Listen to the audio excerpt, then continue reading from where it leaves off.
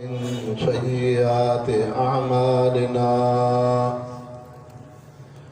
من يهده الله فلا مضل له ومن يضلله فلا هادي له ونشهد أن لا إله إلا الله ونشهد أن محمدا عبده ورسوله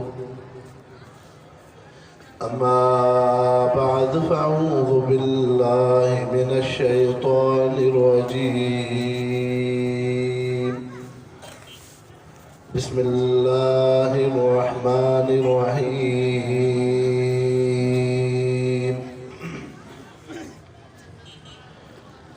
اذكروا نعمة الله عليكم إذ كنتم أعداء فألف بين قلوبكم فأصبحتم بنعمته إخوانا وكنتم على شفا حفرة من النار فأنقذكم منها كذلك يبين الله لكم آياته لعلكم تهتدون.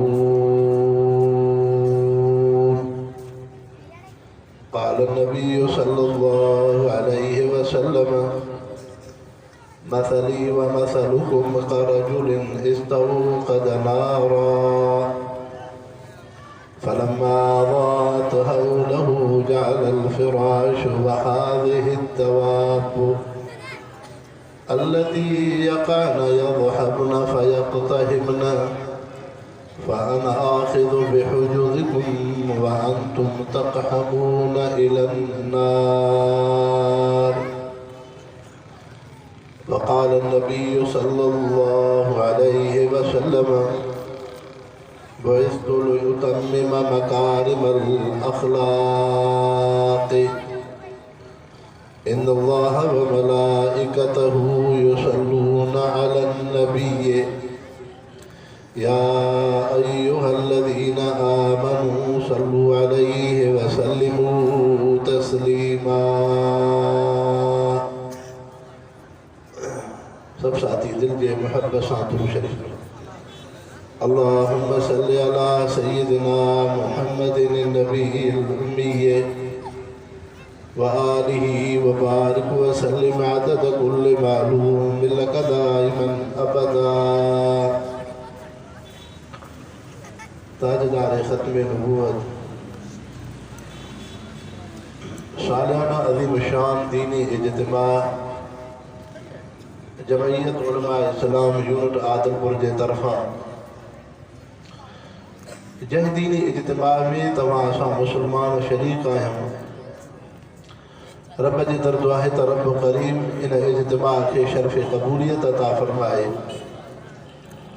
ऐं अल्लाह रब्बुल इज़्ज़त तव्हां असांजे लाइ हिदायत ऐं रहबरी ऐं रहनुमाई जो ज़रियो बणाए पैगम्बर करीम सल्लल्लाहु अलैहि वसल्लम जे अक़ीदत ऐं मुहब्बत में जेके अवां मुसलमान निस्बत खणी आया हो अल्लाह साईं हर हिन दीनी इज्तिमा सां वाबिस्त उन आलिमनि ऐं ख़ादिमनि ऐं ॿुधंदड़ मुसलमाननि खे पैगम्बर करीम सल्लल्लाहु अलैहि वसल्लम जी रिफ़ाक़त हौज़ कौसर जे हथां पाणी नसीब फ़रमाए. बराबर थधि ऐं सर्दीअ जी मौसम आहे. दुनिया जे अंदरि घणा माण्हू दुनिया ऐं पैसे खे हासिल करण जे लाइ न गर्मीअ खे ॾिसंदा आहिनि न थधि खे ॾिसंदा आहिनि. जेकॾहिं तव्हां असां अल्लाह ऐं रसूल जी निस्बत में चंद घड़ियूं आसमान खुलियल जे हेठां थधि ऐं सीअ में गुज़ारियूंसीं त मन अल्लाह साईं इन अमल खे क़बूल फ़रमाए. मुसलमानो पैगम्बर करीम सल्लल्लाहु अलैहि वसल्लम जी ज़ात अक़दस वह कमाल ऐं ख़ूबियुनि वारी हस्ती आहे जंहिं ज़ात जे अंदरि रब अहकमुल हाकिमीन अहिड़ा कमाल अहिड़ियूं ख़ूबियूं अता फ़रमायूं जो पूरी इंसान ज़ात जे लाइ रहबरी ऐं भलाई। दीन इस्लाम खां पहिरियां इंसाननि जो मुआशिरो इन हालात जो हो जो सिर्फ़ु उन्हनि में शिरक ऐं कुफ़र न हो, बल्कि शिरक ऐं कुफ़र त उन्हनि में हो। एतिरे क़दुरु हर इंसान मके जे अरब खे पंहिंजो जुदा ख़ुदा ऐं बुत हुजे। बैतुल्लाह जे भितियुनि ते उन्हनि बुतनि जूं पंहिंजे मूर्तियुनि जूं तस्वीरूं ठाहियूं। जॾहिं हुज़ूर पाक सल्लल्लाहु अलैहि वसल्लम फतह मके जे मौक़े ते उन्हनि बुतनि खे केरनि था त सदन सहाबा इकराम खे फ़रमायूं जेके भितियुनि ते तस्वीरूं मूर्तियूं छापियल आहिनि तव्हां उन्हनि खे बि मिटाए छॾियो। इन खां अलावा उन्हनि इंसाननि जे अंदरि मुआशिरे जे अंदरि घणा गुनाह, मसलन उन मुआशिरे में ज़िना अहिड़ी नौइयत जी हुई जो को बि मर्द कंहिं बि औरत सां ताल्लुक़ रखे त मुआशिरो उनखे गुनाह न सम्झंदो हो। जहालत जा अजीब अजीब निकाह उन्हनि जा घड़ियल हुया।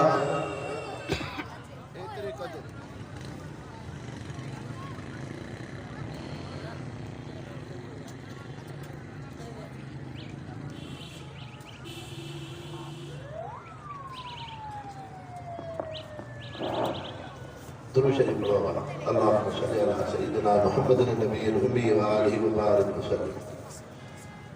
जहालत जा इन अंदाज़ जा निकाह को मर्द कंहिं औरत सां निकाह कंदो हो जेकॾहिं उनजो मुड़ुसु सावरो हुजे त अरब जे अंदरि उन औरत खे हक़ हो जो मुड़ुस खां सवाइ कंहिं धारे मर्द सां ज़िना जा ताल्लुक़ात रखे। उन मां जेका औलाद थींदी हुई रस्मी तरह सां उन मुड़ुस जे मनसूब हूंदी हुई। इहो उन अरब जे मुआशिरे जे अंदरि क़ानूनी हक़ हो। एतिरे क़दुरु उन मुआशिरे में शराब इहो हो को बचिड़ो ॼमंदो हो त माउ जी थॼ को पीआरनि अॻ में शराब जो ढुक उन जे वात में रखनि। पूरी ज़िंदगी उन नौजवान जी शराब जे गंद में गुज़रंदी हुई।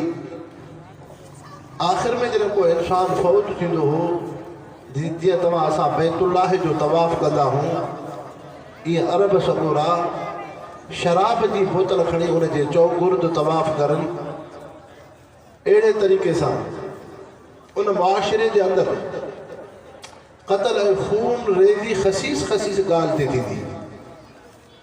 कंहिंजो उठ अरब जा इंसान उठ जो जानवर घणो रखनि, कंहिंजो उठ कंहिंजी पोख में अचे त उन ज़मीन पोख जो मालिक उन उठ धड़ीअ खे हक़ ॾींदो न हो, परे खां तीर हणी हो बि होॾां तीर हणे पोइ उठ खे तीर लॻे त उठ जो मालिक बि उन ज़मीन ॿनीअ वारे खे तीर हणे।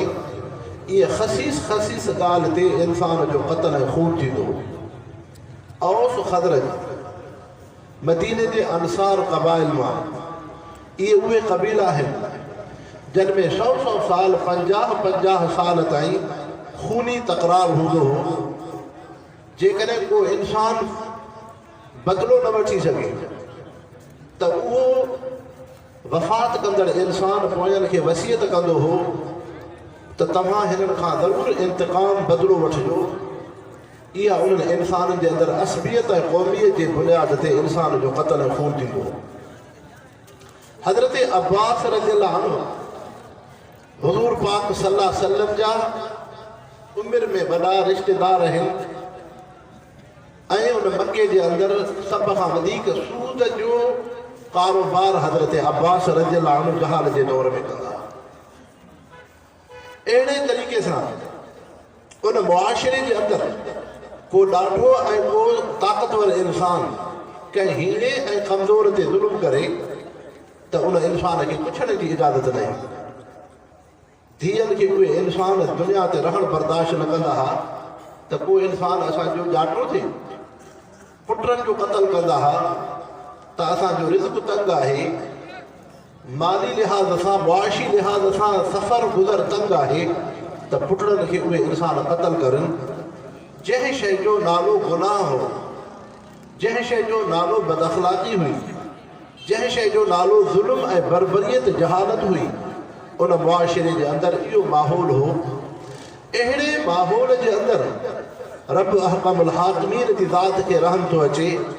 अल्लाह सही पैगम्बर करीम सल्लल्लाहु अलैहि वसल्लम ख़ातमुन नबीयीन हज़रत मोहम्मद करीम सल्लल्लाहु अलैहि वसल्लम जी हस्ती के रब अहकमुल हाकिमीन मोकिले थो। अल्लाह सही उन जहालत जे नक्शे खे क़ुरान पाक जे अंदरि इन अंदाज़ सां बयानु फरमायो त उज़कुरू निअमतल्लाहि अलैकुम इज़ कुंतुम अअदान फ़अल्लफ़ बैन क़ुलूबिकुम फ़अस्बहतुम बिनिअमतिही इख़वाना। इंसानो, इस्लाम दीन खां पहिरियां, मुहम्मद मुस्तफ़ा खां पहिरियां तव्हांजी इहा ज़िंदगी हुई जो तव्हां हिक ॿिए जा दुश्मन हुयो। दुनिया ते दुश्मनियूं हुयूं, वतन ते दुश्मनियूं हुयूं, ख़सीस ख़सीस ॻाल्हि ते इंसान जो क़त्ल ऐं खून थींदो हो, ज़िना शराब हो, औरतुनि नियाणियुनि पुटनि जो क़त्ल मारणु हो, बद अख़लाक़ी ऐं बुराई ही। रब थो फरमाए तव्हां उन्हनि गुनाहनि ऐं बदकारनि सां जहन्नम जे तरफ़ वञो पिया। हुज़ूर अनवर सल्लल्लाहु अलैहि वसल्लम फरमायो, ऐं इंसानो, मां अल्लाह जे रसूल जो मिसाल, तव्हां इंसाननि जो मिसाल दुनिया में ईअं आहे का रजुलिन इस्तौक़द नारा। हिकिड़े इंसान बाहि जो मच मारियो, उन में पतंग अचनि था। हाणे उहो इंसान उन बाहि जे मच खां पतंगनि खे बचाइण जी कोशिशि थो करे। मुहम्मद मुस्तफ़ा फरमायो, ऐं मुंहिंजा उम्मतीयो, तव्हां कुफ्र ऐं शिरक सां जहन्नम जे तरफ़ वञो था। तव्हां ज़िना शराब सां जहन्नम जे तरफ़ वञो था। तव्हां बुराई बदअख़लाक़ी सां जहन्नम जे तरफ़ वञो था। तव्हां खून ऐं क़त्ल ऐं बदअख़लाक़ियुनि सां जहन्नम जे तरफ़ वञो था। फ़अना आख़िज़ु बिहुज्जतिकुम व अंतुम तक़हमून इला नार। मां अल्लाह जो रसूल अव्हां खे चेल खां भाकुर विझी करे जहन्नम खां बचायां थो। ऐं हक़ीक़त बि इहा ई आहे। अॼु जेकॾहिं अल्लाह रब्बुल इज़्ज़त तव्हां असां में इंसानियत जी सम्झ अता फ़रमाई आहे, इहा मुहम्मद मुस्तफ़ा जा अख़लाक़ ऐं सीरत नबी जो इंसान में इंसानियत आहे। अॼु जेकॾहिं ईमान दीन जी नेमत आहे, इंसान जी सुञाण आहे, पाड़े जी सुञाण आहे, इंसान गुनाह ऐं बुराईअ खां बचण जी कोशिशि करे थो, त इहा मुहम्मद मुस्तफ़ा जी सीरत तय्यब आहे। ऐं मुसलमानो, हुज़ूर अनवर सल्लल्लाहु अलैहि वसल्लम जी सोहबत में जेके इंसान वेठा, सहाबी सगोरा रिज़वानुल्लाहि अलैहिम अजमईन, इंसान में तब्दीली सोहबत सां थींदी आहे, रब्त ऐं ताल्लुक़ सां थींदी आहे। हिन वक़्त में मुसलमान ॿिनि तबक़नि जा आहिनि। हिकिड़े अव्हां ग़रीब तबक़ो मुसलमाननि जो आहे। अव्हां जी दिलि में दीन जी मुहबत आहे, अल्लाह जी अज़मत आहे, रसूलुल्लाह जी अज़मत आहे, नामूस रिसालत जी अज़मत आहे, अक़ीदा ख़त्म नबूवत जी अज़मत आहे, नामूस सहाबा जो तक़द्दुस एहतराम आहे, क़ुरान ऐं क़ुरान वारनि जो एहतराम आहे, मदारिस ऐं उलमा जो एहतराम आहे, ऐं उन्हनि सां अव्हां जी निस्बत आहे। ॿियो उहो मुसलमान आहे जंहिंखे दुनिया जी इज़त, दुनिया जो उहिदो ऐं मनसब मिलियो, ऐं उहो मुसलमान इहो थो सम्झे त शायदि मुंहिंजे हुज़ूर अनवर सल्लल्लाहु अलैहि वसल्लम सां अक़ीदत मुहबत जो इहो ई हक़ आहे त मां निमाज़ में कामिल हुजां, मां रमज़ान जा रोज़ा रखां, मां ज़िक्र अज़कार कयां, मां सुन्नत सीरत ते हलां, मां हज उमरो कयां, मां ज़कात ख़ैरात अदा कयां। लेकिन अहिड़ो मुसलमान पाण खे आशिक़ रसूल त सॾाए थो, मुसलमान त सॾाए थो, कलमे गो इंसान त आहे, लेकिन अहिड़े तबक़े जे अंदरि मुहम्मद मुस्तफ़ा जी नामूस रिसालत यतीम आहे, ख़त्म नबूवत जो अक़ीदो यतीम आहे। मुहम्मद मुस्तफ़ा जी बेअदबी कंदड़ इंसाननि जे मथां उन्हनि खे का बि ग़ैरत उन्हनि खे नथी अचे।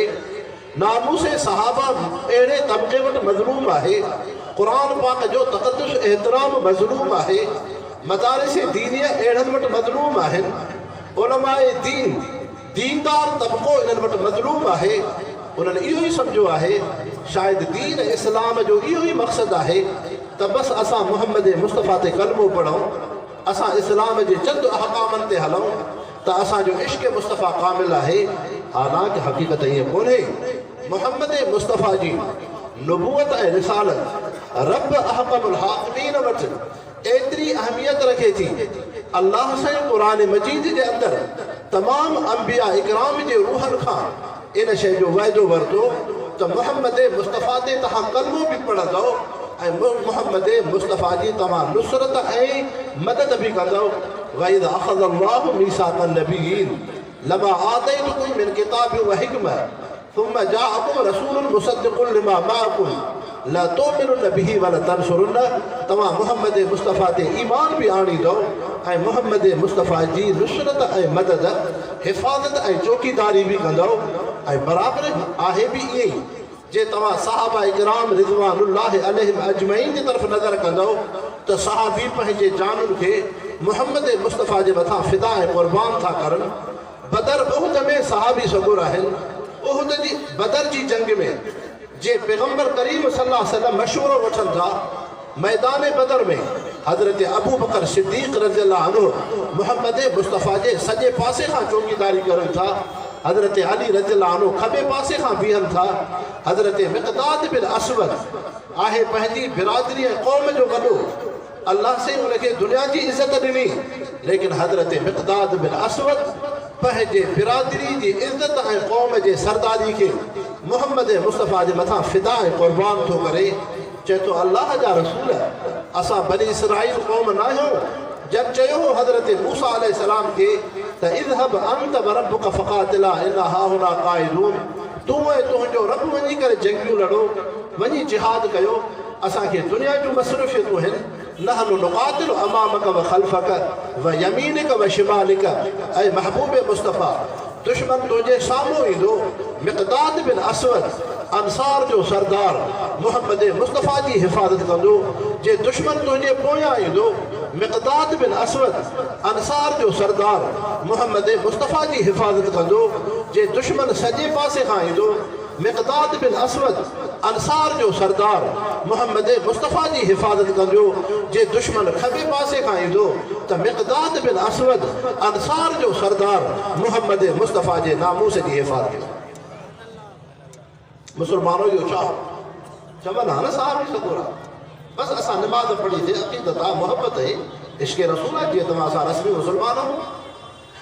इहा हिन दौर जे ईंदड़ नसल जे उम्मत मुस्लिमा में दुनियादार तबिके खे, सरदार तबिके खे उहिदनि ऐं मनसबनि, दुनिया जे रेत फेत सां वाबस्तगी रखंदड़ अहिड़े मुसलमान तबिके खे नसीहत हुई त तव्हांजो इश्क़ मुस्तफ़ा सिर्फ़ु नमाज़ में कामिल नाहे, रोज़े में कामिल नाहे, हज उम्रे में कामिल नाहे, अक़ीदत मोहब्बत में कामिल नाहे, तव्हां में इश्क़ मुस्तफ़ा तॾहिं कामिल आहे जॾहिं तव्हां मुहम्मद मुस्तफ़ा जे नामूस जी हिफ़ाज़त चौकीदार। पैगम्बर करीम सल्लल्लाहु अलैहि वसल्लम जे नामूस जी हिफ़ाज़त चौकीदारी कयो। बदर जे उहद जी जंग में हज़रत अबू दुजाना रज़ियल्लाहु अन्हु सहाबी रसूल आहे। पैगम्बर करीम सल्लल्लाहु अलैहि वसल्लम पंहिंजी उहा हथ जी जेको हथियार आहे, हुज़ूर पाक सल्लल्लाहु अलैहि वसल्लम पंहिंजो उहो हथियार हुज़ूर सल्लल्लाहु अलैहि वसल्लम हज़रत अबू दुजाना खे ॾियनि था। हज़रत अबू दुजाना रज़ियल्लाहु अन्हु मुहम्मद मुस्तफ़ा जे तहफ़्फ़ुज़ हिफ़ाज़त में बीहे थो ऐं उहो हज़रत अबू दुजाना पैगम्बर करीम सल्लल्लाहु अलैहि वसल्लम जे तहफ़्फ़ुज़ दिफ़ा में अजीब अंदाज़ सां शहीद थो थिए। सहाबी सगोरा ॾिसनि था, अबू दुजाना मैदान उहद में बीठो आहे मुहम्मद मुस्तफ़ा जे तहफ़्फ़ुज़ में, लेकिन पुठी दुश्मन जे तरफ़ा, सीनो महबूब मुस्तफ़ा जे तरफ़ा। सहाबी सगोरा पुछनि था, अबू दुजाना दुश्मन सां ईअं त न बेबो आहे? हज़रत अबू दुजाना रज़ियल्लाहु अन्हु सहाबी सगोरो थो फरमाए, जेकॾहिं पुठी पोइते कंदुमि, सीनो दुश्मन जी तरफ़ कंदुमि त मुहम्मद मुस्तफ़ा खे पुठी थी पवंदी। अबू दुजाना जॾहिं खां वठी मुसलमान थियो आहे, कलमो पढ़ियो अथई, महबूब मुस्तफ़ा खे पुठी नाहे ॾिनी। तंहिंजे करे अबू दुजाना ईअं मैदान उहद में न बीहंदो जो हुज़ूर पाक सल्लल्लाहु अलैहि वसल्लम जो तहफ़्फ़ुज़ करे, नामूस रिसालत जो दिफ़ा करे, ऐं पुठी मोहम्मद मुस्तफ़ा के हुजे न, पुठी दुश्मन जे तरफ़ थींदी, सीनो महबूब मुस्तफ़ा जे तरफ़ थींदो। हज़रत अबू दुजान खे 72 खण ज़ख़्म था लॻनि, उहो हज़रत अबू दुजान मोहम्मद मुस्तफ़ा जे नामूस ऐं तहफ़ुज़ में शहीद थी करे तव्हां असां उम्मत मुस्लिम खे तालीम ऐं दर्स थो ॾे त तुंहिंजी दिलि में मोहम्मद मुस्तफ़ा जी मुहबत बि कामिल हुजे, त मोहम्मद मुस्तफ़ा जो अदब बि तुंहिंजे अंदरि कामिल हुजे। इंसानो अर्ज़ु पिए कयो त इस्लाम खां पहिरियां इंसान अंधेरे में आहिनि, लेकिन पैगम्बर करीम सल्लल्लाहु अलैहि वसल्लम फरमायो बुइस्तु लिउतम्मिम मकारिमल अख़लाक़, अल्लाह साईं मूंखे इन जे करे मोकिलियो आहे मां खे सुहिणा अख़लाक़ सेखारिया। तव्हां सां ताजदारे ख़त्मे नबूवत तहफ़्फ़ुज़ ख़त्मे नबूवत जे दीनी इज्तिमा में आया हूं।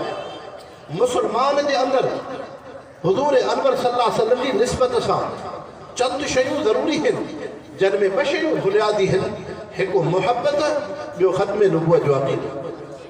पैगम्बर करीम सल्लल्लाहु अलैहि वसल्लम जी मुहबत मुसलमान जी दिलि में पंहिंजे जान माल इज़त आबरू खां वधीक हुजे। महबूब मुस्तफ़ा जे अक़ीदे ख़त्मे नबूवत जी अहमियत मुसलमान वटि दीन जे अहकाम फ़राइज़ खां वधीक। ऐं इंसानो पैगम्बर करीम सल्लल्लाहु अलैहि वसल्लम जी नबूवत उन शान मर्तबे वारी आहे। हुज़ूर अनवर सल्लल्लाहु अलैहि वसल्लम फरमायो अना अव्वलुल अंबियाए ख़ल्क़न व आख़िरुहुम बासा, मां तमाम अंबिया में तख़लीक़ में मां पहिरियां हां, लेकिन अल्लाह से मूंखे आख़िर में ज़ाहिर कयो, आख़िर में मोकिलियईं।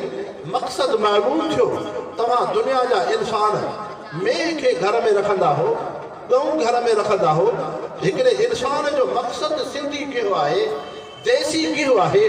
इहो इंसान 5 रुपया मेह थो वठे, मक़सद देसी गिहु अथसि। इहो इंसान जॾहिं मेह थो वठे, मक़सद इन जो गिहु आहे। इहो इंसान उनखे गाहु थो ॾे, मक़सद इन जो गिहु आहे। इहो इंसान उन मेह जी ख़िदमत करे थो, मक़सद उन जो गिहु आहे। इहो इंसान मेह जो खीर थो कढे ॾोहे थो, मक़सद इन जो गिहु आहे। इहो इंसान उन खीर मां मखण कढे थो, मक़सद इन जो गिहु आहे। लेकिन गिहु ज़ाहिर आख़िर में थिए थो, लेकिन मक़सद पहिरियां हो। अञा मेह वरती न हुई, पहिरियां ज़हन में मक़सद गियो हो। जॾहिं मेह पियो वठे त मक़सद गियो हो, गाहु पियो खाराए मक़सद गियो हो, पाणी पियो पीआरे मक़सद गियो हो, खीर पियो ॾुहे मक़सद गियो हो, मखण पियो कढे मक़सद गियो हो। लेकिन गिहु ज़ाहिर आख़िर में थियो आहे, मक़सद पहिरियां हो। इहो ई इंसान पूरी काइनात ऐं तख़लीक़ जे अंदरि मक़सद हो। रब अहकमुल हाकिमीन आसमाननि खे ठाहियो, मक़सद मोहम्मद मुस्तफ़ा आहिनि। अल्लाह से ज़मीननि खे वजूद ॾिनो, मक़सद मोहम्मद मुस्तफ़ा आहिनि। अल्लाह से अर्श कुर्सी ठाहियो, मक़सद मोहम्मद मुस्तफ़ा आहिनि। अल्लाह से आदम अलैहिस्सलाम खे बणायो, मक़सद मोहम्मद मुस्तफ़ा आहिनि। अल्लाह से नूह अलैहिस्सलाम खे रसूल मोकिलियो, मक़सद मोहम्मद मुस्तफ़ा आहे। अल्लाह से हज़रत ईसा अलैहिस्सलाम खे मोकिलियो, मक़सद मोहम्मद मुस्तफ़ा आहे। रब अहकमुल हाकिमीन हज़रत मूसा अलैहिस्सलाम 1,24,000 पैगंबर मोकिलिया, मक़सद मोहम्मद मुस्तफ़ा आहे। 313 रब अहकमुल हाकिमीन रसूल मोकिलिया, मक़सद मोहम्मद मुस्तफ़ा आहे। लेकिन रसूल ऐं पैगंबर आसमान ऐं ज़मीन, सिज चंड सितारा, अर्श कुर्सी बराबर पहिरियां आया, लेकिन मोहम्मद मुस्तफ़ा ज़ाहिर आख़िर में थिया। लेकिन पूरी काइनात जो मक़सद मोहम्मद मुस्तफ़ा हो। जीअं तुंहिंजो मक़सद गिहु हो, मेह पोइ पियो वठे, गाहु पोइ पियो खाराए, मक़सद अॻ में हो। पाणी पोइ पियो पीआरे, उनजो तूं खीर ॾिठो, मक़सद गिहु हो। तूं उनजो मखण कढियो, मक़सद गिहु हो। लेकिन गिहु ज़ाहिर में आख़िर थियो। ईअं मोहम्मद मुस्तफ़ा पूरी काइनात जो मक़सद हुआ। अल्लाह जे रसूल फरमायो अना अव्वलुल अंबियाए ख़ल्क़न, मां तमाम अंबिया में तख़लीक़ पैदाइश में पहिरियां आहियां। व अना आख़िरुहुम बासा, रब अहकमुल हाकिमीन तमाम रसूलनि खां बाद मां मोहम्मद मुस्तफ़ा खे मोकिलियो आहे। नारे तकबीर, शान मुस्तफ़ा, शान आले बैत, नारे तकबीर। त मुसलमानों ख़िदमत में अर्ज़ु पियो कयां त मक़सद पहिरियों हूंदो आहे, जो ज़हूर बाद में थींदो आहे। पैगम्बर करीम सल्लल्लाहु अलैहि वसल्लम ख़त्मे नबूवत जी अहमियत एतिरी अहमियत रखे थी, नामूस रिसालत जो तहफ़्फ़ुज़। हुज़ूर अनवर सल्लल्लाहु अलैहि वसल्लम फरमायो अलैकुम बिसुन्नती व सुन्नत खुलफ़ाए राशिदीन, मां मोहम्मद जी सुन्नत ऐं तरीक़े मुंहिंजे चइनि यारनि जे तरीक़े खे चिमिड़ी थो। हज़रत अबू बकर सिद्दीक़ रज़ियल्लाहु अन्हु मुसलमानों जा ख़लीफ़ा मुंतख़िब था थियनि उन जी ख़िलाफ़त में ॿ फितना उथनि था। हिकिड़ो फितनो इहो थो उथे मुनकिरीन ज़कात अहिड़ा इंसान सां पैदा थियनि, निमाज़ उन्हनि जे अंदरि आहे, रोज़ो उन्हनि में आहे, हज उन्हनि में आहे, इस्लाम जा ॿिया अहकाम आहिनि, लेकिन ज़कात खां इनकार था करनि। जॾहिं उन्हनि ज़कात खां इनकार कयो मुसलमानों सम्झो त दीन छा आहे। जॾहिं उन्हनि इंसाननि ज़कात जो इनकार कयो त हज़रत अबू बकर सिद्दीक़ रज़ियल्लाहु अन्हु सहाबा खे फरमायो मां इन्हनि खे हिन तलवार सां सिधो कंदुमि। उहो सिद्दीक़ जेको रक़ीक़ुल क़ल्ब दिलि जो नरम हो, पैगम्बर करीम सल्लल्लाहु अलैहि वसल्लम जी रहलत ते हज़रत उमर खे नरम जो बणाए अॼु मुनकिरीन ज़कात सां हज़रत सिद्दीक़ जिहाद जो ऐलान थो करे। हज़रत उमर साईं आया फरमायो अबू बकर रज़ियल्लाहु अन्हु तूं त तमामु दिलि जो नरम आहे, अॼु तूं एतिरो जज़्बाती छो थी वियो आहे। हज़रत अबू बकर सिद्दीक़ रज़ियल्लाहु अन्हु फरमायो न, जेको ज़कात जो थोरो ॾांहुं रसी ॾींदो हो, जे कुकड़ जो आलू ॾींदो हो त मां सिद्दीक़ उहो बि उन खां वठंदुमि, उहो बि माफ़ न कंदुमि। इन में हिकमत छा हुई? हज़रत अबू बकर सिद्दीक़ रज़ियल्लाहु अन्हु ख़लीफ़ा अव्वल मुसलमाननि जे अंदरि दीन इस्लाम जी हिफ़ाज़त चौकीदारी में हिकिड़े फितने जो दरवाज़ो था बंदि करनि। उम्मत खे तालीम हुई। छा मक़सदु हो? जेकॾहिं ख़ुदा न ख़ास्ता अॻिते हली हिकिड़ो मुआशिरो अचे थो मुसलमाननि जे अंदरि, शहर आदमपुर में मुसलमान था रहनि, लेकिन जिते मुसलमान हूंदा उते मस्जिद शरीफ़ जो हुजणु ज़रूरी आहे, जिते मस्जिद हूंदी उते इमाम जो हुजणु ज़रूरी आहे, जिथे इमाम हूंदो उते बांग जो ॾियणु ज़रूरी आहे। हाणे जेकॾहिं बिलफ़र्ज़ बिल इत्तिफ़ाक़ जेकॾहिं तव्हां असांखे मुआशिरो चए त बाबा अॻे त घड़ियूं न हुयूं, टाइम पीस न हो, वक़्त जी ख़बर न पवंदी हुई। हाणे हर माण्हू वटि मोबाइल आहे, हर माण्हू खे घड़ी आहे, तंहिंजे करे निमाज़ जे वक़्त जी त जल्दी ख़बर थी पए। तंहिंजे करे बराबरि मस्जिद हुजे, बराबरि इमाम हुजे, लेकिन बांग ख़तमु कई वञे। हाणे जेकॾहिं के मुसलमान अहिड़ा पैदा थिया जेके बांग जो इनकार करनि, चवनि त बांग ई न आहे, हाणे तव्हां असांखे छा करिणो आहे? अलैकुम बिसुन्नती व सुन्नत खुलफाए राशिदीन। हज़रत अबू बकर सिद्दीक़ रज़ियल्लाहु अन्हु जे उन अमल ऐं सुन्नत खे ज़िंदा करिणो आहे। हज़रत अबू बकर सिद्दीक़ मुनकिरीन ज़कात सां मुक़ाबिलो कयो। जे दीन इस्लाम में धाड़ो लॻे थो, के मुसलमान बांग जो इनकार था करनि, के मुसलमान निमाज़ जो इनकार करनि, के मुसलमान हज जो इनकार करनि, के मुसलमान इस्लामी फरीज़ जो इनकार करनि, के इंसान ख़त्मे नबूवत जो इनकार करनि, के इंसान शाइर इस्लाम जो इनकार करनि, त तव्हां असां उम्मत मुस्लिम जो फरीज़ो आहे अलैकुम बिसुन्नती व सुन्नत खुलफाए राशिदीन। जी हज़रत अबू बकर सिद्दीक़ रज़ियल्लाहु अन्हु ख़िलाफ़त जे अंदरि पूरनि मुसलमाननि खे मुत्तफ़िक़ गॾु करे इन शइ जो इत्तिफ़ाक़ थियो त मुनकिरीन ज़कात सां जिहाद थींदो, मुक़ाबिलो थींदो, त मुहम्मद मुस्तफ़ा जे दीन जी हिफ़ाज़त उम्मत मुस्लिम जे मथां फ़र्ज़, उम्मत मुस्लिम जे मथां फ़र्ज़ आहे। ईअं न आहे त सिर्फ़ु तव्हां दीनदार बणिजो, तव्हां निमाज़ी हुजो। जे दीन जे ख़िलाफ़ को मनसूबो थिए थो त तव्हां ख़ामोशी सां वेहो न, तव्हांजो फरीज़ो आहे। जी हज़रत अबू बकर सिद्दीक़ रज़ियल्लाहु अन्हु सुन्नत सीरत में कामिल हो, लेकिन मुहम्मद मुस्तफ़ा जे दीन जी चौकीदारी करे थो। मक़सदु मालूम थियो, कंहिं बि दौर जे अंदरि अहिड़ा हालात अची विया, अहिड़ो फितनो पैदा थियो जो दीन इस्लाम जे अहम रुकन जे ख़िलाफ़ उन जेका साज़िश थिए थी, उन रुकन खे ख़तमु करण जो हरबो हले थो, त तव्हां उम्मत मुस्लिम उन्हनि दीनी पेशवा जो फरीज़ो आहे त मुहम्मद मुस्तफ़ा जे दीन जी हिफ़ाज़त ऐं चौकीदारी। इंसानो इतां हज़रत सिद्दीक़ जी ख़िलाफ़त जे मुनकिरीन ज़कात जे जिहाद सां उम्मत खे इहा तालीम थी। ॿी शइ हज़रत अबू बकर सिद्दीक़ जी ख़िलाफ़त में इहा ज़ाहिर थी, मुसैलिमा कज़्ज़ाब मलऊन इंसान मुहम्मद मुस्तफ़ा जे ख़त्मे नबूवत जो इनकार कयो, रिसालत जी दावा कयो। ऐं इंसानो उन वक़्त में हज़रत अबू बकर सिद्दीक़ रज़ियल्लाहु अन्हु जी ख़िलाफ़त में 1700 सहाबी पैगम्बर करीम सल्लल्लाहु अलैहि वसल्लम जे नामूस रिसालत जे मथां फ़िदा क़ुर्बान था थियनि। हुज़ूर सल्लल्लाहु अलैहि वसल्लम जेके जंगियूं लड़ियूं आहिनि, पैगम्बर करीम सल्लल्लाहु अलैहि वसल्लम जे 23 साल अरसे में मक्की मदनी ज़िंदगी में मजमूई जेको मुसलमान जेके शहीद थिया या जेके काफ़िर जहन्नम रसीद थिया, उन्हनि जो मजमूई तादाद 1000 खां चंद वधीक आहे। सम्झो 1000 खां चंद वधीक आहे।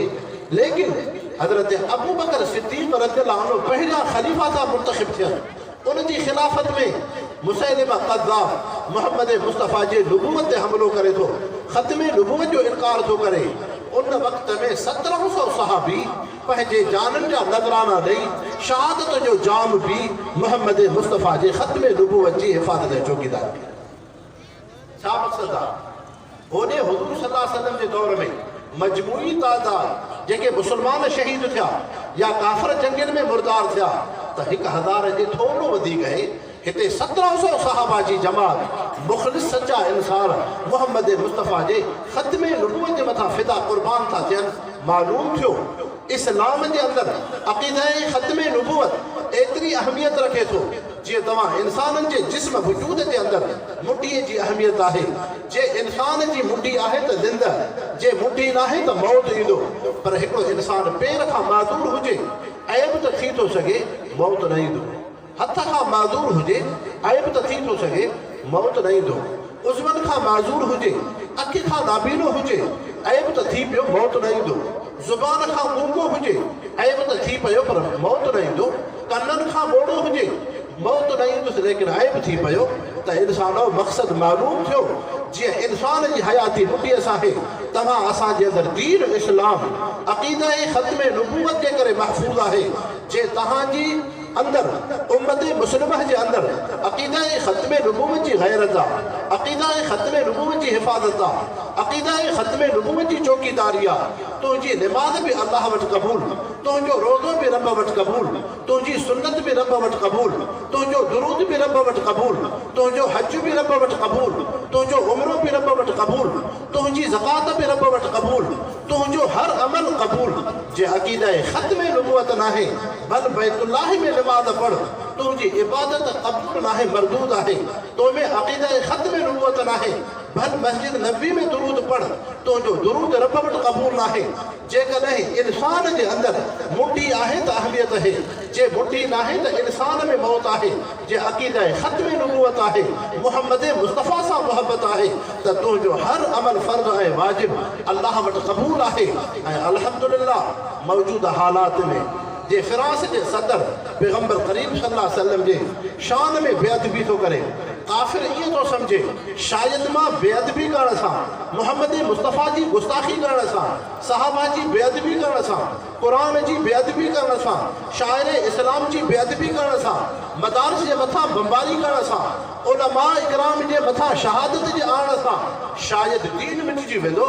न इंसानो, हीअ उहा बाहि आहे जंहिं ते जेतिरो विस्माइण जी कोशिशि कंदो, इहा बाहि एतिरी वधंदी, एतिरी मथे रोशन थींदी, जेके बातिल क़ुव्वतूं मोहम्मद मुस्तफ़ा जे उन नामूसे रिसालत जी बेअदबी जे पोयां आहिनि।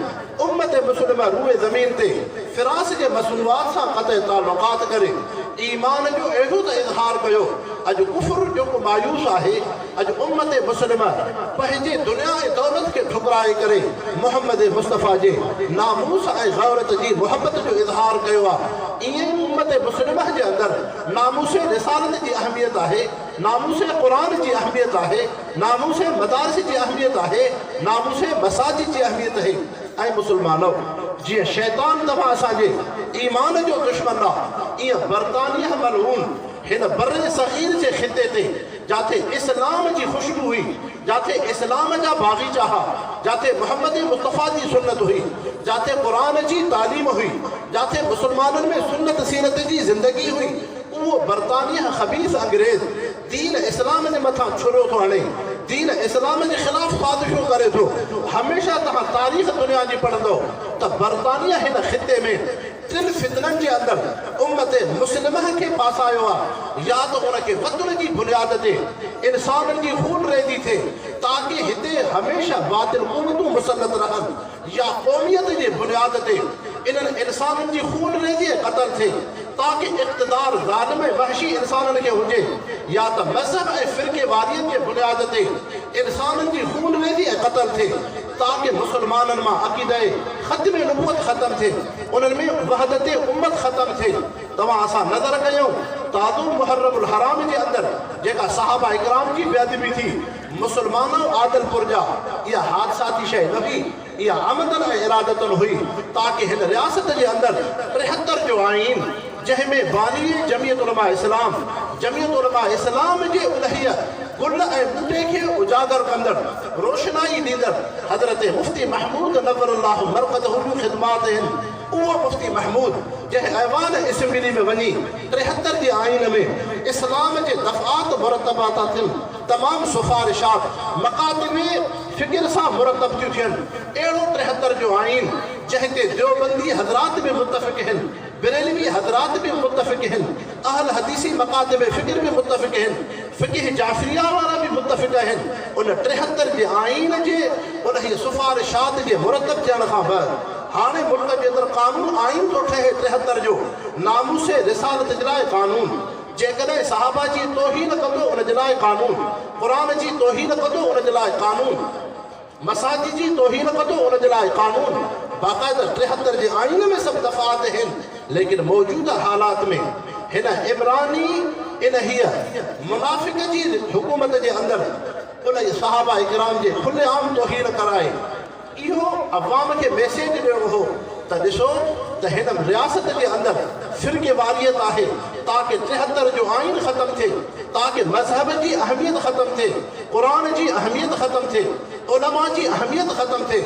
लेकिन जिथे असांजे अकाबिरीन ऐं बुज़ुर्गान दीन तव्हां असांखे ईमान जो दर्स ॾिनो, निमाज़ जो दर्स ॾिनो, सुन्नत जो दर्स ॾिनो, हज उम्र जो दर्स ॾिनो, पाकीज़ा ज़िंदगी जो दर्स ॾिनो, उते असांजे बर्रे सग़ीर जे उलमा हज़रत ताज महमूद अमरोटी, हज़रत लाहौरवी रहमहुल्लाह, हज़रत हमादुल्लाह हालिजवी, अकाबिरीन बुज़ुर्गान दीन तव्हां असांखे सियासी मैदान में जमीयत उलमा इस्लाम जी जमात ॾिनी, ताकि अव्हांजे रियासत जे अंदरि मुहम्मद मुस्तफ़ा जो दीन बि महफ़ूज़ हुजे, अव्हांजी इज़त आबरू बि महफ़ूज़ हुजे।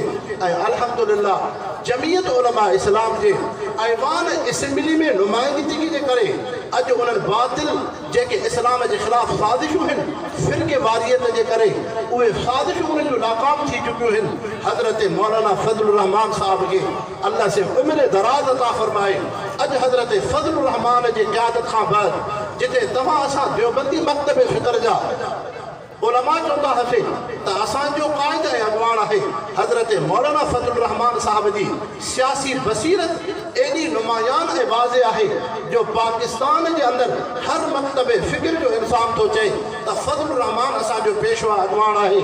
देवबंदी मकतब फ़िक्र जा इंसान था चवनि त फज़लुर रहमान असांजो पेशवा आहे। बरेलवी हज़रात था फ़रमाइनि त फज़लुर रहमान साहब असांजो अॻवान आहे। आले हदीस था फ़रमाइनि फज़लुर रहमान असांजो अॻवान आहे।